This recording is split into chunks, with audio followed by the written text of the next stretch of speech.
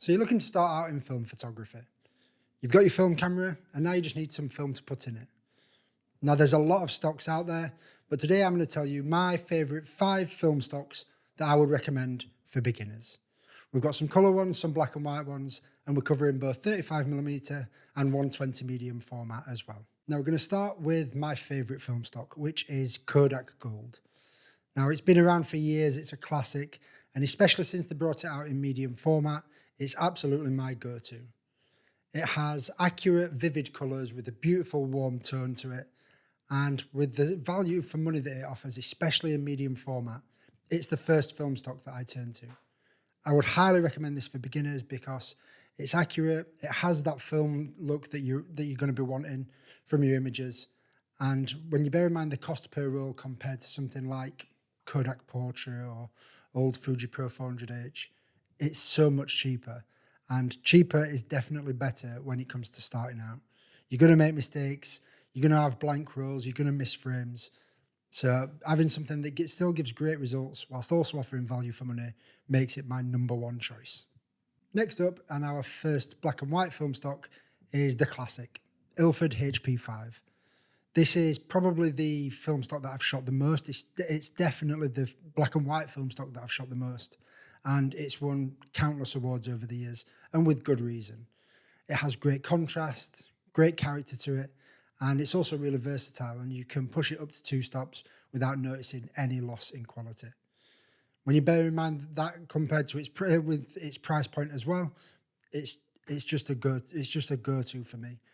If I think black and white, I think Ilford HP5. Next up is the newest film stock on this list, which is Cinestill 400D.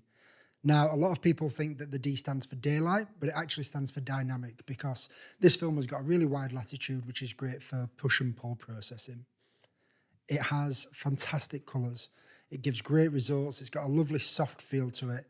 And whilst with it being a Cinestill film, it is a little bit more expensive, I really think that you get your money's worth from this.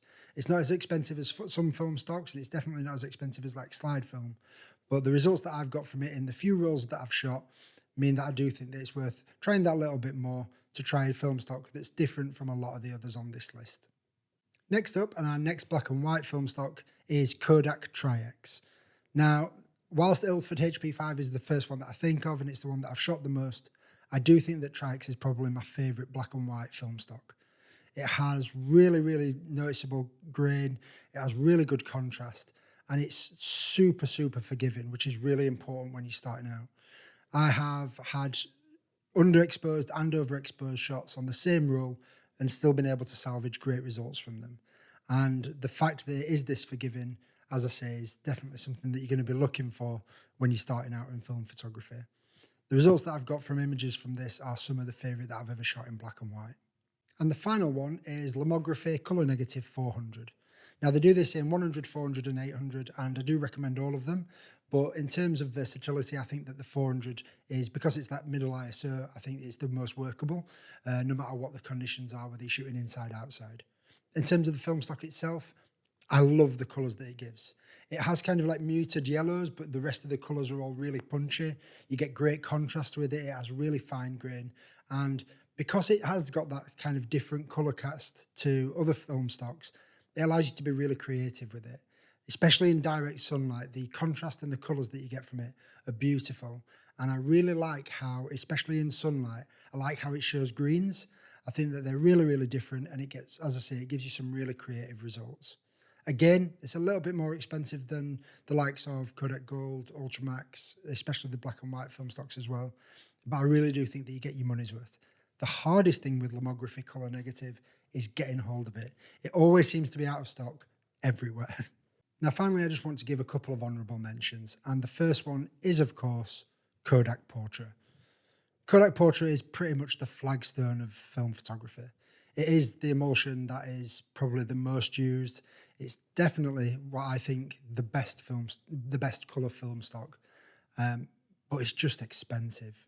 I've talked about this before when I talked about the rising cost of film photography.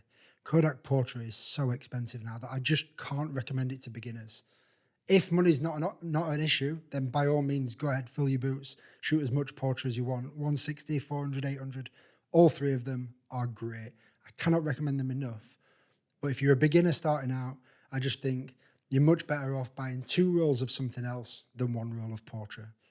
Next honourable mention is Kentmere Pan 400. So this is a film stock that's actually made by Ilford, but under their Kentmere brand. It is a super budget black and white film stock, but it still gives great results.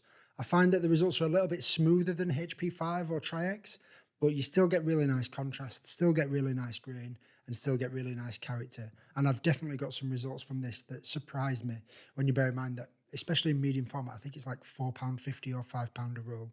So if you are looking to do some black and white shooting, save a couple of quid, get a couple of rolls of Kentmere Pan 400 and try it out and see what you can get. And the final honourable mention goes to a film stock that I would love to put in my list of 5 to recommend, but it's just not quite versatile enough, and that is Fujicolor C200. I love this film stock, but only under the right specific conditions. It's only good if you've got bright sunlight, in my opinion.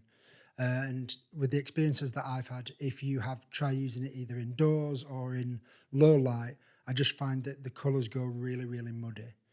In bright sunlight, however, or in bright light, or when you don't need to worry about low light, it can produce some great results, especially for the cost.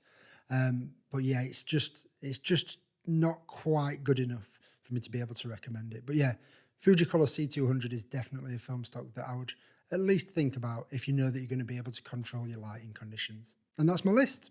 But the 5 film stocks that I recommend if you're a beginner to film photography, and to be fair, just recommend in general, plus a couple of honourable mentions. But let me know what you think.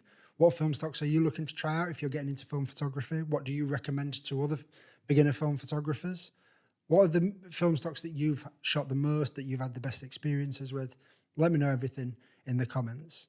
Other than that, thank you guys so much for watching. And as always, I'll see you in the next video.